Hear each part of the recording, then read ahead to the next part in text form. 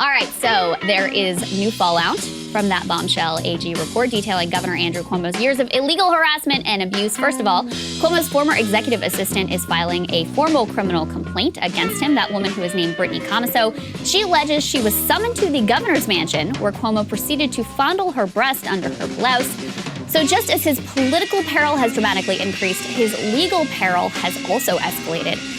But I am tracking the collateral damage from the report, which implicates a number of key figures in working to protect Cuomo and to smear at least one of the women who alleged harassment. So here's the New York Times on that cover-up.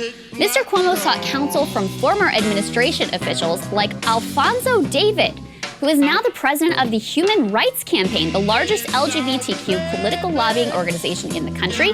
Also Tina Chen, who heads Time's Up, a group that supports victims of sexual harassment, supposedly anyway.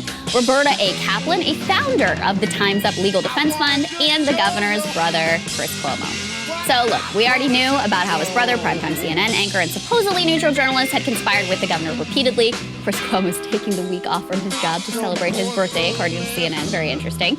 Now we are learning that two of the top people at Time's Up were also happy to help counsel Mr. Cuomo. Now, if you aren't familiar, Time's Up was founded in the Me Too era, supposedly to help victims of sexual harassment and abuse. You may remember Time's Up as the very same group that refused to help Tara Reade when she was attempting to go public with her own allegations against Joe Biden. Clearly, the goal of protecting powerful Democrats supersedes any Me Too mission.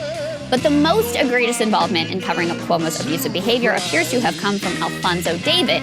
Now, David is the president of the Human Rights Campaign, but previously he was lead counsel for Governor Cuomo.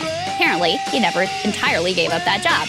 According to the report, David was central to the plot to smear Cuomo accuser Lindsey Boylan.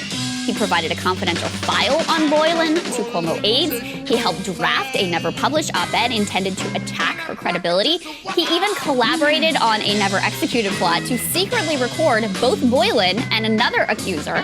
He then worked to reach out to women who had worked for Cuomo to help provide the governor with lady cover, and even agreed to sign on to a public letter attempting to discredit Boylan if the governor needed him to. So that is disgraceful behavior for anyone, but especially for the leader of an organization that bills itself as a progressive civil rights organization dedicated to social justice. The type of hollow identity politics exemplified by these organizations and led by operators like Alfonso David, they are not just ineffectual, they are actually dangerous.